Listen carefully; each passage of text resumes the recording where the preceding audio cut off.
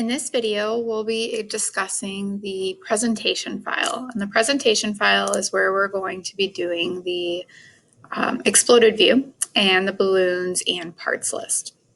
So this is what your exploded view is going to go ahead and look like when you're finished. But let me show you how to go ahead and get to this finished point. So we're going to go to File, New. And we're going to create a presentation file. And the presentation file, the description tells you that you're going to create an exploded projection of the assembly file. So the only type of file that we can go ahead and create for our presentation is a standard.IPN. And an IPN stands for Inventor Presentation. So we'll go ahead and select Create, and it'll open up a blank presentation file. This window is going to pop up and it says Insert in the top left-hand corner. The only type of file that you can bring in to a presentation file is your assembly file. So you need to finish your assembly file first. The puzzle cube assembly example that I have, I must have started one and stopped. That's probably from my previous demo. But my finished assembly example is this file right here. Again, on the left side, once you click on the file once, it's going to go ahead and give you a preview. So I'm going to open up my finished assembly, and it's going to load into our presentation. And what I want to go ahead and do next is what we call tweak components. So I'm going to select tweak components, and there's going to be some options for me that pop up in this window. The only thing that you need to do is click on one puzzle piece at a time, and then you're going to get 3 arrows and this little dot or this ball in the center, right? And you can click the arrow. I'm going to show you a few different ways to do this. So you can click an arrow if you want it to go in a certain direction, and then depending on the arrow, it'll tell you if it's moving on the X, Y, or Z plane, and then this highlighted information will tell you how far you can go ahead and move it. So you need to tell the computer how far up, in this case, you'd want to move it. So I'm going to type in 5, and it's going to give you a preview. And if you're happy with that preview, I think that's a little bit far for, maybe let's try 4. It's going to give you a preview. And once you're happy with the preview, if you press enter, it'll go ahead and apply that information. So that's one way to go ahead and do this. We're going to come back to tweak components, and we're going to click on the blue part in my case this time. And again, maybe I want to, my blue part kind of slides off back in this direction. So I'm going to click on this arrow, and I actually want it to move backwards. So I'm going to go ahead and move it backwards by typing in the negative symbol first and then typing in 4.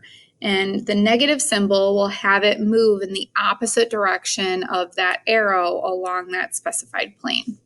So I'm going to go ahead and press enter to apply. I'm going to come back to tweak component, and this time I'm going to click on my purple piece. And instead of pressing the arrow this time, I'm actually going to click on this ball, and all 3 of the planes will go ahead and pop up. All right. You can either type in a variable if you'd like to, or if you click and drag it, it's going to go ahead and drag it into a specified position of your choosing. And then I'm going to go ahead and select OK. And the last component that I want to go ahead and move is my yellow component. And again, I like the arrows. I like being a little bit more specific. I want to move it in the opposite direction. And then I'm going to go ahead and type in my numericals. The orange piece is the piece that I grounded, so I tend not to move my grounded piece just so that everything has come back to that reference point. Our ultimate goal is to make sure that our pieces are spread apart so that none of them overlap or look like they're touching from our point of view. And what I mean by that is if I were to move my green piece this way, and pressed enter, and my green piece and my yellow piece look like they're overlapping or touching from this point of view, that's wrong. We want to avoid that. So I would just Control Z or undo my movement. You can also press this little green button and continue to move in the same direction that you already moved a piece.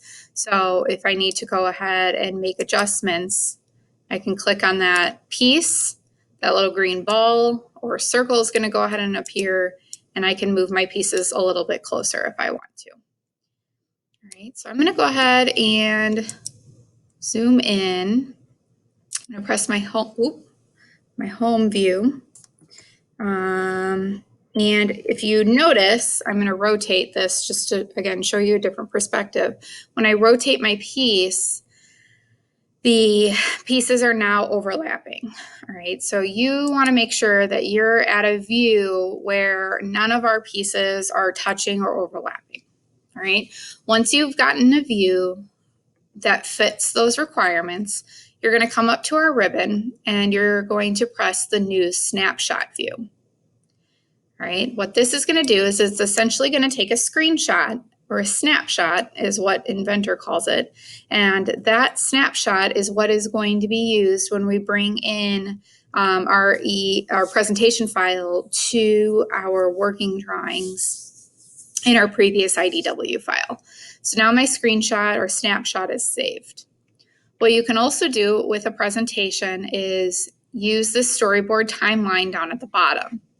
If the storyboard timeline is not down at the bottom of your screen, you can go to your View tab and User Interface. And just like you would find that navigation bar and that model bar that we've been using, you now have your storyboards panel, which is the panel down at the bottom. Notice how the tab has the panel name.